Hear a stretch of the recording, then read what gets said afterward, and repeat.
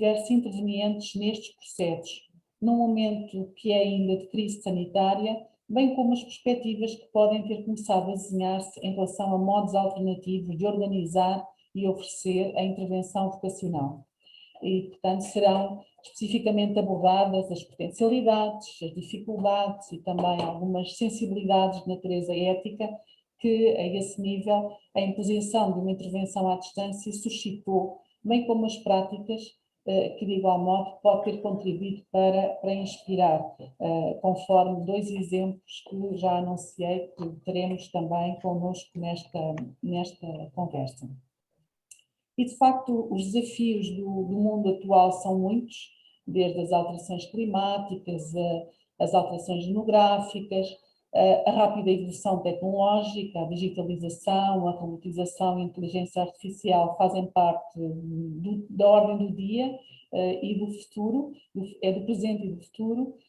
Registram-se também alterações ao nível do mercado de trabalho, confrontamos também com um acréscimo das desigualdades, com grandes fluxos migratórios e, portanto, um conjunto vasto de desafios a que juntaremos mais recentemente também o desafio colocado pela pandemia do Covid-19.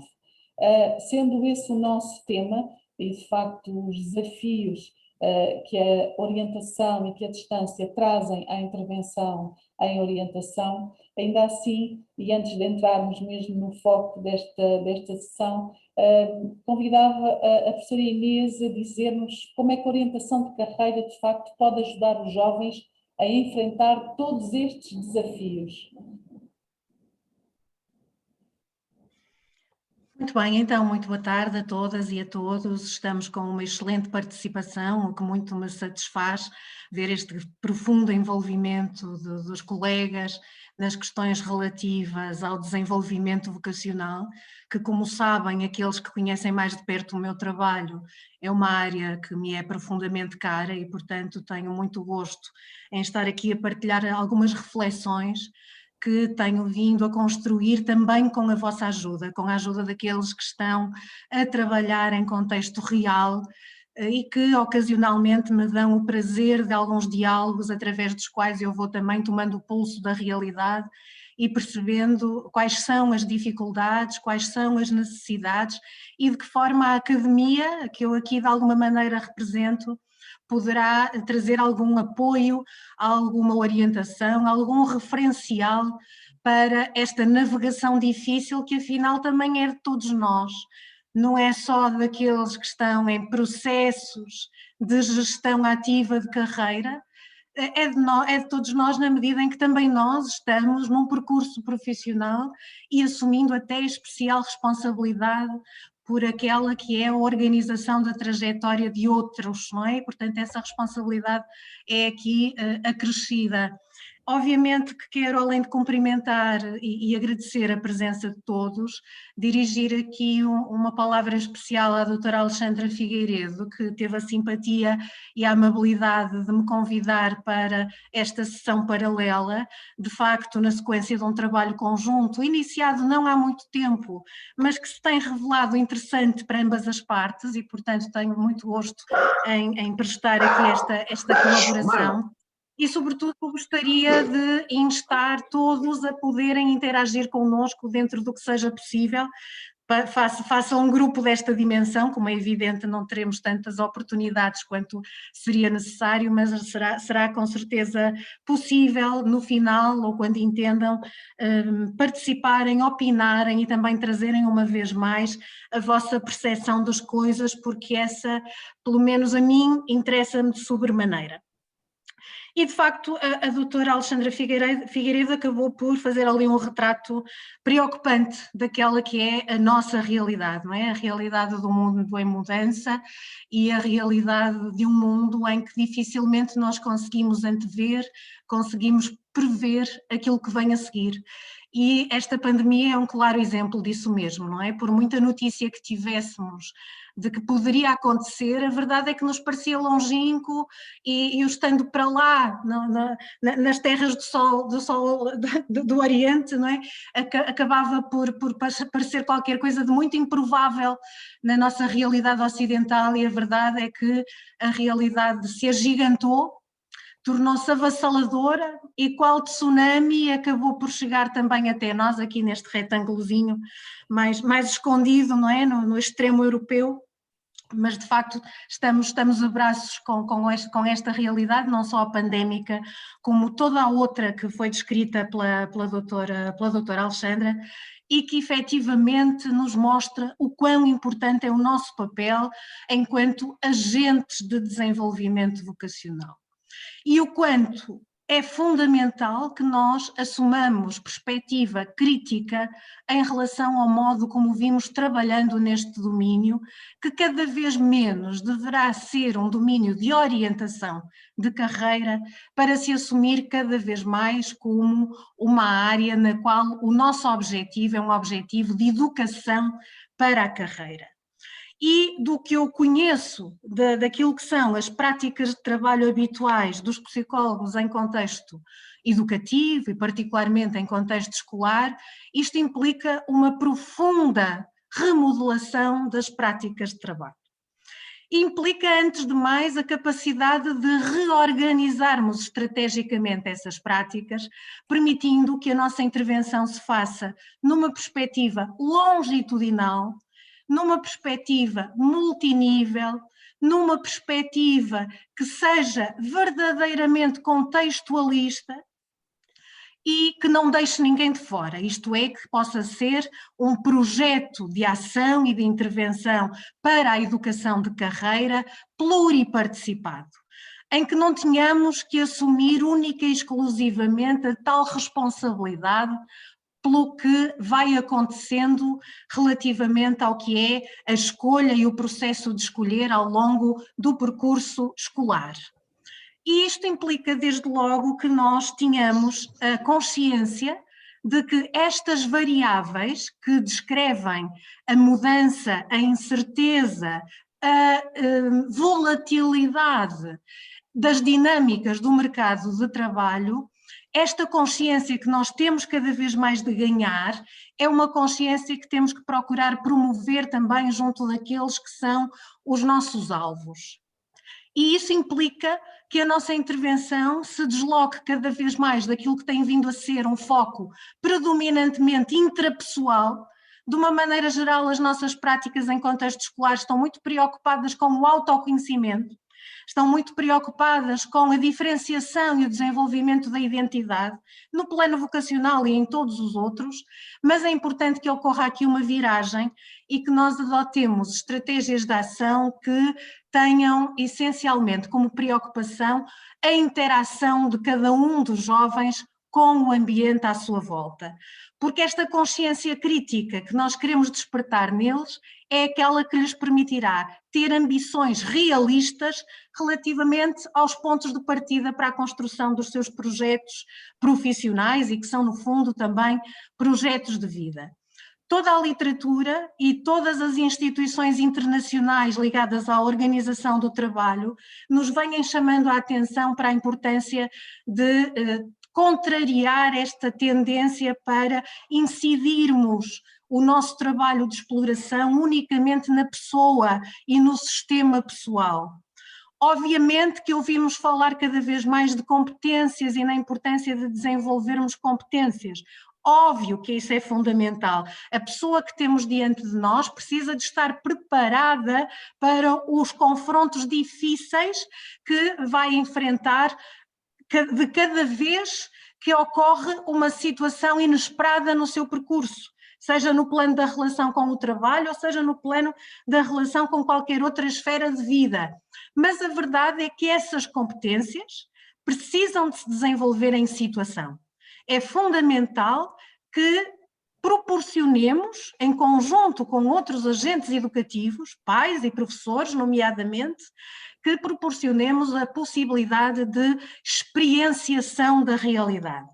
E as melhores práticas e as melhores experiências em contexto internacional mostram-nos que, de facto, é essa imersão no mundo do trabalho, através de graus distintos de exposição e de envolvimento experiencial, que pode ir desde simplesmente a mera conversa sobre, até o que seja a experiência de role-taking, através de mini-estágios, de experiências de voluntariado, etc., são essas as que nos ajudam a perceber quais os preditores positivos do sucesso na relação com o mundo do trabalho na vida adulta. Temos excelentes exemplos na Finlândia, ainda agora assisti à conferência dos colegas da Finlândia, que não fizeram tanto a descrição das boas práticas que estão, de facto, em implementação no seu país, mas que efetivamente têm um modelo de referência a esse nível, da compreensão do mundo do trabalho a partir dessa imersão em experiências de contacto com a realidade e de interação ativa com essa realidade.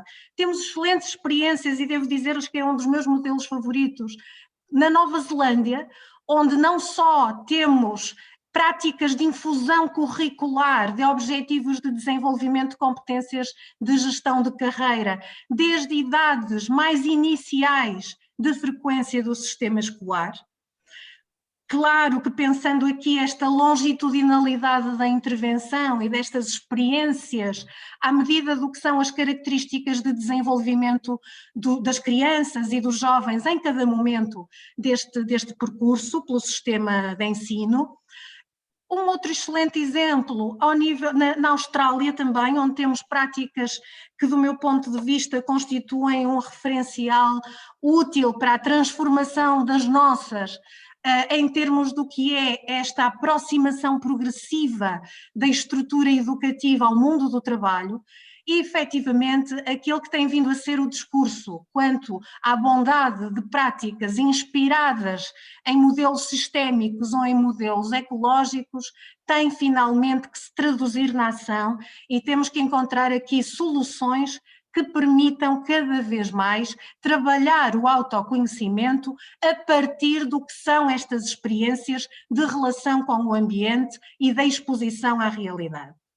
Admitindo, como admitem os grandes teóricos do desenvolvimento humano, que de facto a aprendizagem, o desenvolvimento pessoal acontece por via desta capacidade de compreender como somos e como funcionamos quando estamos expostos de facto a situações concretas que comportam algum grau de desafio e que nessa medida também nos obrigam a novas assimilações e a novas acomodações, muito numa lógica piagetiana, efetivamente, e nunca esquecendo a máxima de Piaget, de que conhecer um objeto é agir sobre ele. Então, nessa medida, é preciso pôr os jovens a agir para que se conheçam, para que recebam feedbacks importantes acerca daquilo que são capazes de fazer, daquilo que lhes dá e não dá prazer fazer, para que possam explorar-se ao mesmo tempo que exploram a realidade à sua volta. Isto é fundamental e, portanto, parece-me que esta viragem da nossa prática de atividades de exploração indireta, muitas vezes ainda centradas na realização de fichas de exercício ou de fichas de atividade, atividades de papel e lápis que ainda são dominantes na maior parte dos contextos escolares, seja relativamente a estas tarefas de resposta a fichas com perguntas e exercícios mais ou menos estruturados, seja pelas práticas de avaliação psicológica que ainda vão acontecendo com alguma frequência em alguns dos contextos, é preciso deixar isso de lado e começar a dar aqui prioridade a estes objetivos de promover, organizar experiências que possam efetivamente tornar-se o ponto de partida para a reflexão sobre si próprio e para a reflexão daquilo que naquele universo de possibilidades que está ali à minha disposição me convém. Isto é, não é pensar quem eu sou e depois partir para a exploração das oportunidades, como tradicionalmente alguns de nós fomos formados até como sendo o processo ideal de orientação, ok? Não é assim que hoje temos que trabalhar. Hoje temos que fazer ao contrário. Hoje temos que partir para a exploração das oportunidades, fazer disso o eixo central da nossa intervenção e capitalizar o mais possível essas experiências, que são experiências de reconhecimento de terreno, ok? Estamos aqui a falar muito desta ideia muito ligada à metáfora das viagens, de facto, e muitas vezes a orientação foi comparada à bússola, não é? Mas agora aqui já não se trata de encontrar o norte, trata-se de explorar os caminhos que ainda nem sequer estão abertos, ok? E, portanto, nessa medida é aqui fundamental fazer esta inversão do sistema pessoal para o sistema transpessoal e para o sistema interpessoal, pôr o jovem em relação com os ambientes de trabalho, com os ambientes profissionais e com as pessoas que deles também já têm experiência. Portanto, podemos estar aqui a falar também de atividades de mediação e de comunicação com profissionais que estão a trabalhar com todo o tipo de experiências, desde os que trabalham por conta de outrem até aos empreendedores, e, portanto, expor a diversidade de possibilidades para que, como nos diz Gelat, que é um autor da incerteza positiva, e o nosso mundo de hoje é um mundo de incerteza, e Gelat diz-nos que é importantíssimo nós começarmos a tomar decisões na nossa vida profissional e desde cedo, já nestas primeiras etapas de escolha que se nos colocam no curso da nossa vida escolar, começarmos a pensar não só nos futuros prováveis, não só nos futuros preferidos, mas cada vez mais nos futuros possíveis. Aqueles que hoje nem sequer conseguimos, se calhar, encontrar na forma do que é a oferta ou a procura do mercado, não é? Mas a encontrar um espaço próprio no mundo profissional e no mundo do trabalho. E criar esse nicho em função do que nos apercebamos que seja o mais conveniente para a pessoa que somos e para a pessoa que nos vamos reconhecendo através destas experiências. Não é por acaso que assistimos muitas vezes a mudanças de curso. Por exemplo, no ensino superior temos uma percentagem significativa do que nós chamamos o fenómeno de opt-out. Mas também os temos ao nível do secundário, embora com menos expressão. O que é isto? É a sensação de que a primeira escolha não era a escolha que eu devia ter feito e, portanto, pondera-se a mudança já depois de um primeiro momento de decisão e de seleção ocupacional, digamos assim. Porquê é que isto acontece? Porque a escolha é feita dentro daquilo que um professor que me marcou profundamente, o professor Bartolo Paiva Canto, chamava o aviário, não é? Debaixo de um contexto excessivamente protegido em que não temos a oportunidade de rasgar limites e ir explorar para além disso. Aliás, esta é uma das únicas saídas para a questão das desigualdades, não é? A emancipação relativamente àquilo que são os efeitos constrangedores do contexto ou do background social depende muito desta consciência crítica que possamos proporcionar aos jovens relativamente à hipótese que eles têm de fazer diferente daquilo que observam ao seu redor, não é? De saírem dos seus guetos, de poderem conhecer outras realidades. E quando eu falo aqui de background social, estou a falar de desigualdades que têm a ver com a pertença a grupos sociais, não especificamente o de nível socioeconómico, também o de género, obviamente. E nessa medida é fundamental aqui nós promovermos o contacto com o que chamamos tecnicamente os casos negativos. Vamos lá então conhecer exemplos de pessoas que efetivamente se demarcaram deste aprisionamento aos limites do seu contexto, não é? E a exposição de facto a essas figuras, que são figuras modelo, ou que poderão passar a ser figuras modelo, é que permite aqui que cada um destes jovens, sobretudo estes que venham ambiciosos, mas pouco capazes de aspirar, e este é um conceito que eu também gostava aqui de incidir um bocadinho, é um conceito de um sociólogo indiano que se chama Appadurai. O Appadurai diz-nos que, independentemente do background social, todos os jovens são ambiciosos do ponto de vista vocacional. E, aliás, o estudo que está referenciado na bibliografia desta sessão paralela e que faz uma síntese do que vão sendo os achados da investigação relativamente às escolhas vocacionais dos jovens e a como se trabalha com essas escolhas no contexto da orientação, deixa claro que existe aqui uma ambição, na maior parte dos casos até irrealista. Não é? Porque se ambiciona mais do que aquilo que se tem condições para verdadeiramente alcançar. E fruto das desigualdades, efetivamente, não é? E como é que se ultrapassa isto? Promovendo aquilo que a Padurai nos diz ser a capacidade de aspirar, promovendo a compreensão relativamente ao grau de esforço, relativamente à natureza das experiências de aprendizagem, que é importante que ocorram para que efetivamente eu me coloque no trilho indispensável para alcançar aquele meu objetivo profissional. Efetivamente temos aqui um conjunto Sim, doutora Alexandra, interrompa-me sempre que quiser.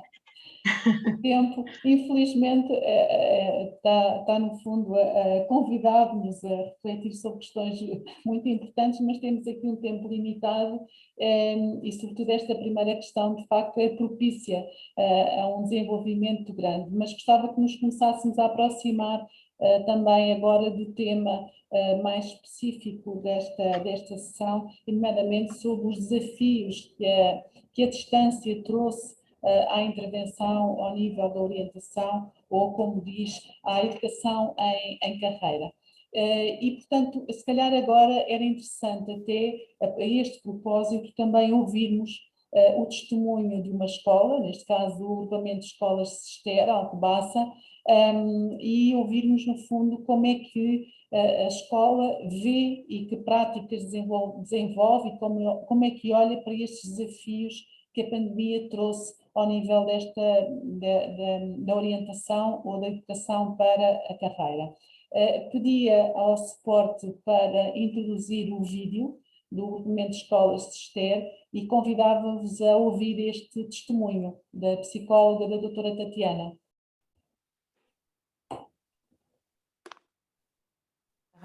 Ano após ano, temos-nos deparado com a disponibilização de múltiplos recursos e formatos, desde a maleta kit das profissões da própria ANCAP, sites como o Cidade das Profissões ou o Design the Future, ou mesmo os recursos disponibilizados pela Escola Virtual. Temos também os sites de apoio à candidatura ao ensino superior, que vão desde a plataforma da Direção-Geral de Acesso ao Ensino Superior a programas e iniciativas como, por exemplo, a Inspiring Future.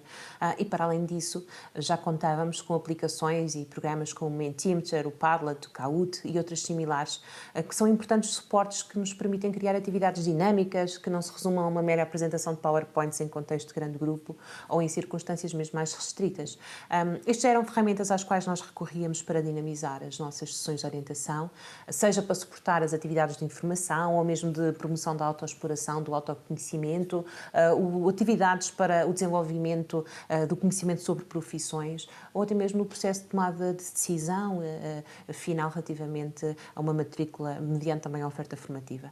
Obviamente são ferramentas que exigem o nosso esforço de formação contínua ao nível das TIC, mas também proporcionam uma oportunidade de diferenciação e de condução mais autónoma deste processo por parte dos alunos, podendo, por exemplo, ser explorada a gamificação do processo de autoconhecimento e da orientação de carreira. Fica o desafio.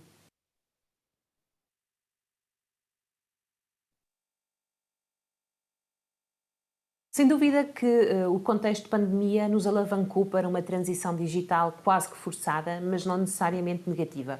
Creio que todos nos vimos convidados a adaptar práticas e rotinas, algumas até confortavelmente instaladas há demasiado tempo, e levou-nos a refletir em torno de modalidades de trabalho, de vias de contacto e comunicação e na própria relação com as famílias e com os alunos. Aliás, o ponto mais positivo que destaco deste processo de orientação à distância é exatamente a proximidade que senti das famílias e um maior envolvimento nos processos de tomada de decisão. Por exemplo, o Zoom permite flexibilizar horários e espaços de encontro e assistimos a um aumento significativo do número de pais participantes nas nossas sessões, conversas e encontros formais ou informais agendados. Depois houve ferramentas que vieram mesmo para ficar para além do ensino à distância, nomeadamente recurso a Classroom, evitando entregas em papel, o uso de formulários digitais que simplificam e agilizam muito o processo de recolha de dados pessoais. Isto são, por exemplo, alguns exemplos, e pensando nos processos mais estruturados estruturados com que orientamos o nosso trabalho, sobretudo nos finais de ciclo, adaptámos rapidamente, flexibilizámos as nossas práticas e tivemos que ser criativas. Creio que foi uma oportunidade para relativizarmos o protagonismo da psicometria e capacitar mais os nossos alunos para o próprio trabalho de exploração de interesses, e direcionando também o tipo de atividades que desenvolvemos e os meios que usamos de acordo com os próprios estilos de aprendizagem de cada aluno, numa diferenciação pedagógica. Se calhar para alguns alunos poderá fazer sentido entrevistar um profissional através do Messenger, para outros preferirão investigar as profissões num site com vídeos explicativos e para outros, por exemplo, realizar um jogo da roleta russa sobre ocupações profissionais.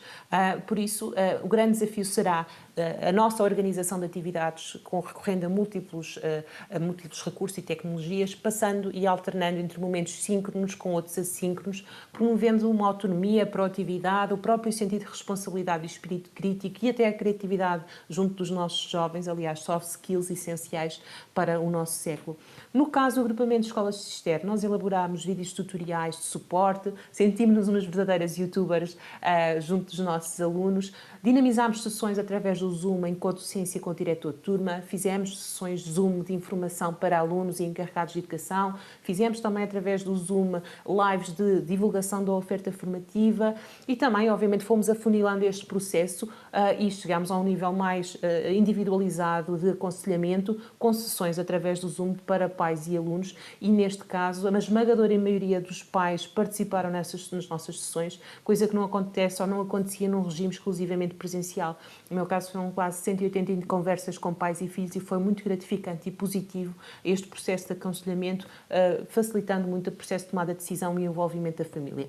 Ainda em relação aos processos mais estruturados de orientação vocacional, no que diz respeito ao programa Step One, um programa desenhado para a ANCAP e que nós aplicamos às nossas turmas dos terceiros anos dos cursos profissionais, tem a virtude de ser facilmente adaptado também a um contexto de ensino à distância, seja sessões ao nível do desenvolvimento de estratégias para realizar um currículo vitae, é uma carta de apresentação, seja, por exemplo, os steps em que profissionais vão às turmas através, por exemplo, de lives, falar sobre as suas experiências profissionais e até mesmo a filmagem e a divulgação dos speeches finais e iniciais. Facilmente, hoje em dia, os nossos jovens conseguirão fazer estas gravações, até porque todos eles gostam de gravar vídeos, TikToks e afins. Professora Inês, este testemunho, de facto, é muito entusiasmante, porque, de facto, quando pensamos nos efeitos da pandemia, pensamos em restrições e bloqueios, mas, de facto, vimos pelo testemunho desta escola que rapidamente, aliás, dando continuidade a um trabalho que já fazia e que agora reforçou, rapidamente se ajustou à necessidade de fazer a intervenção em orientação à distância, inclusivamente até com ganhos, como referiu a doutora Tatiana, por exemplo, ao nível da participação dos pais, que foi maior do que em momentos anteriores. Quer fazer um breve comentário, professora? Claro que sim, nós psicólogos desde cedo aprendemos uma frase que é: a crise gera oportunidade, entretanto profissionais da economia também a usam e de várias outras áreas sociais, não é? E a verdade é que, mais uma vez, foi uma máxima que se confirmou. E de facto, a mim, eu gostava de começar por reconhecer e elogiar os esforços que eu sei que foram feitos em contexto e de uma maneira rápida para reconverter aqueles que eram os planos de ação definidos dentro de um pressuposto que era o da intervenção presencial, e parece-me que o primeiro grande desafio teve a ver com isso, com a rapidez com que foi necessário fazer aqui o ajustamento e a adaptação daquela que era a estratégia pensada, e se calhar pensada já há muito tempo, não é? Porque de alguma maneira em contexto escolar e face às dificuldades na gestão de todas as responsabilidades e funções do psicólogo, muitas vezes em cada ano se faz o que já se fazia nos anos anteriores e, portanto, digamos que eventualmente a pandemia veio aqui trazer esta necessidade de repensar o modo de fazer, porque foi mesmo uma imposição que veio do exterior e a que todos nós tivemos que nos ajustar. E o primeiro desafio, dizia eu, deste ponto de vista, era, na vertigem da rapidez que nos era pedida nessa acomodação dos novos modos de trabalho, não cometer erros, isto é, não deixar de cumprir com alguns princípios essenciais, alguns dos quais foram salientados pela doutora Tatiana, e desde logo um importantíssimo, que é o da máxima atenção às diferenças interindividuais. De facto, quando nós passamos a ter menos facilidade no contacto pessoal, no contacto face a face com os nossos alvos, com os jovens com quem trabalhamos, pode ficar mais complicado o detectarmos ali singularidades relativamente ao que são as suas formas de ver e de resolver o problema vocacional. E quando eu falo aqui em problema vocacional, estou a pensar concretamente naquelas que têm sido também as incidências mais tradicionais do trabalho de intervenção ao nível das transições normativas, não é? Nos finais dos ciclos, quer do ciclo básico, quer do ensino secundário. E evidentemente que o primeiro alarme que deve ter soado relativamente à forma de reorganizar a oferta de intervenção terá sido esse, não é? Não olharmos para aquele grupo de pessoas como uma massa uniforme com necessidades que, embora sendo comuns do ponto de vista da preparação para esta escolha,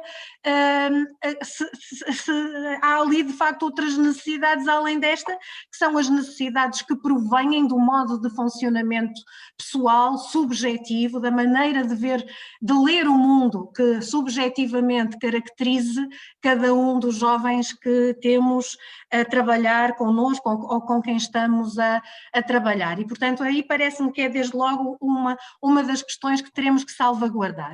E depois resistir à tentação de transpor para o não presencial aquilo que seriam os modos de trabalho típicos do presencial, não é? E, portanto, lá voltamos nós às fichas enviadas por e-mail ou por outro tipo de plataformas e que nos chegam preenchidas, mas que não contribuem propriamente para a capacidade do jovem pensar sobre si próprio e sobre o que está a acontecer à sua volta. E, doutora Alexandra, já sei que me quer interromper, mas só acrescentar isto. O contexto pandémico deu-nos aqui uma oportunidade única para nós otimizarmos os estímulos do meio. Efetivamente, nós pudemos e ainda podemos, do meu ponto de vista, aproveitar este enorme manancial de temas que a pandemia introduziu nas nossas vidas para potenciarmos o aprofundamento da relação dos jovens com esta ideia do que é trabalhar, não é? Seja explorando aquelas que são as profissões ou as atividades profissionais essenciais num contexto de emergência social, seja pô-los a pensar naquelas profissões que são ou não são compatíveis com um regime de teletrabalho, com as implicações do teletrabalho relativamente ao desempenho de outros papéis da existência. Portanto, temos aqui uma oportunidade excelente para a tematização de um conjunto de assuntos que em regra nem sequer são trazidos para o trabalho de intervenção e que agora se de facto impingiram nas nossas vidas de uma forma que os tornaram incontornáveis. Professora, obrigada. Estamos, de facto, o tempo pressiona-nos muito. O limite do tempo. Gostávamos também, na sequência deste testemunho e no fundo de como é que esta escola se organizou, mostrar também neste contexto um vídeo que é relativo a uma plataforma, é um exemplo de como uma escola se mobilizou o ano letivo passado para produzir um recurso de apoio à orientação e no fundo, construir uma plataforma que se chama Orienta-te e pedia agora o suporte para passar o vídeo. Olá, eu sou o Fergie. E eu sou a Cátia. Estás no nono ano? Pois bem, aproxima-se a hora de tomares uma decisão sobre o teu futuro no ensino secundário e nós não nos esquecemos de ti. Para te apoiar nesta escolha, vamos dar-te algumas pistas de exploração que te ajudarão a decidir. 6 passos podes desenvolver para te sentires mais seguro. Prepara-te, vamos estar contigo todos os dias a desafiar-te a conhecer-te melhor e a explorar todas as oportunidades que estão à tua espera no ensino secundário. Não percas esta oportunidade. Segue-nos site e no canal do YouTube. Só depende de ti, estás preparado para o que é que vem. Segue em direção ao teu futuro, orienta-te. Esta é uma plataforma da responsabilidade da Escola Técnica e Profissional da Moita. Agora, nos minutos finais, também gostaria de abordar outro tema e tem a ver, e isso não é exclusivo da intervenção à distância, mas esta reforçará com certeza preocupações com as questões da confidencialidade e da ética. Portanto, também existirão, para além das potencialidades que vimos há pouco, ainda assim poderão existir alguns limites e barreiras pela utilização desta via, sobretudo quando falamos da gestão de emoções e de comportamentos. E convidávamos novamente a ver e a ouvir o testemunho do agrupamento de escolas de Cister.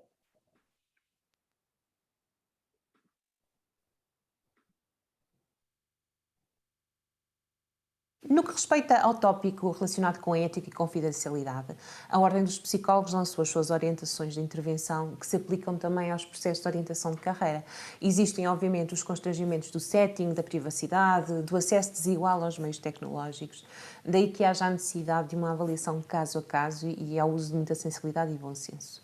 No meu caso, enquanto psicóloga, não tenho sentido largamente limitada. Por exemplo, no ano passado, a questão da aplicação de provas psicológicas, por exemplo, já nem se colocou porque já tinha sido acautelada previamente e nos casos em que foi necessário reunir mais alguns dados e aprofundar o autoconhecimento e refletir um pouco mais sobre o processo de tomada de decisão, optámos por um regime misto.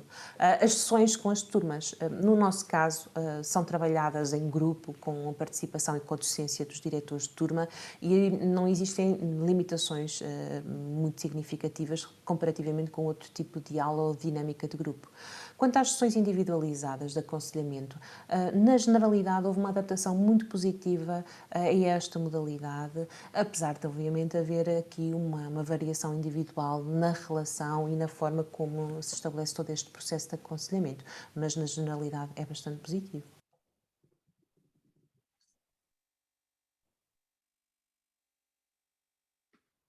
No nosso caso, os processos de desenvolvimento de carreira vão-se fazendo em diferentes momentos na vida escolar dos alunos, numa perspectiva longitudinal, e para quem tem a sorte, como eu, de estar há mais de uma década na mesma escola, acabamos por conhecer muitos dos nossos alunos e turmas e haver uma relação pré-existente de empatia e de colaboração que torna estes processos à distância em processos mistos e muito mais facilitados.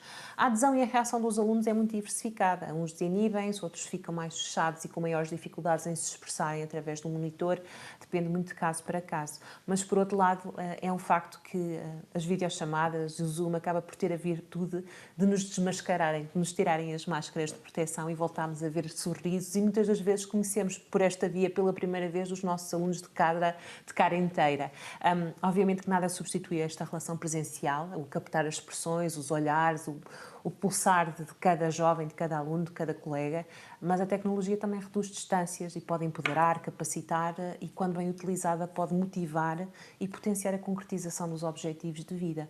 Creio que o futuro passará por aí, aproveitarmos o que de melhor a tecnologia tem para nos oferecer. Bom, estamos a 1 minuto de encerrar este momento. De facto, o tempo é mesmo muito, muito curto, o que revela que temos que nos encontrar mais vezes e termos a oportunidade de conversar e partilhar reflexões e também de ouvir os colegas, que seria útil podermos ter também uma conversa mais alargada. Não vai ser possível, portanto temos já uma intervenção a seguir às 4 horas e temos que cumprir rigorosamente o tempo. Peço desculpa pela limitação, professora Inês, gostava de ainda lhe dar uma palavra, mas temos mesmo de respeitar. Aqui eu convidava todos a partilharem, tal como fizemos agora com o agrupamento de escolas de Cister e com a Escola Técnica e Profissional da Moita, que partilhem connosco aquilo que são as vossas práticas e as vossas reflexões. Teremos muito gosto em conhecer essas práticas e em dialogar convosco. Temos de facto nos começar a encontrar mais vezes e a fazer trabalho a este nível. Muito obrigada a todos. E um agradecimento especial à professora Inês Nascimento, a quem mais uma vez peço desculpa, gostaria de poder ouvir mais, mas estou de facto, tenho que encerrar esta sessão. Muito obrigada a todos e até breve. Muito obrigada eu. Obrigamos Boa pelas tarde. vossas partilhas também. Muito obrigada. Obrigada.